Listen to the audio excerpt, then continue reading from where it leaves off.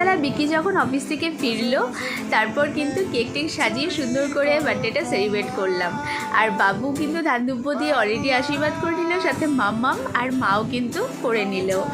এভাবে কিন্তু কিছু করতে পেরে আমার ভীষণ ভালো লাগছে। সাথে মাম্মাম তো ভীষণই হ্যাপি, কারণ মাম্মাম কিন্তু এই বার্থডে জিনিসটাই ভীষণ পছন্দ করে, নিজের হোক আর যারই হোক। তারপর কিন্তু এইরকম স্পার্কেলটা ধরিয়ে দিচ্ছি, এখন কিন্তু কেকটা কাটিং করবে। এই তো ফাইনাল স্পার্কেলটা ধরে গেল, আর এবার কিন্তু কেক কাট করবে।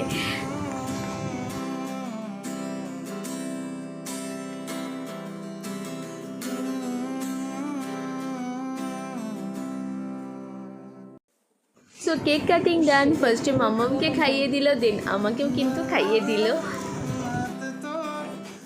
বাবু মাম্মাম তো আশীর্বাদ দিয়ে দিয়েছে ধান দুব্য দিয়ে, আর আমি তো ধান দুব্য দিয়ে আশীর্বাদ দেবো না, তাই আমি ওকে একটুখানি কেক খাইয়ে দিলাম আর সাথে পায়েসও খাইয়ে দিলাম, যেটা বার্থডের মেন খাবার পায়েস।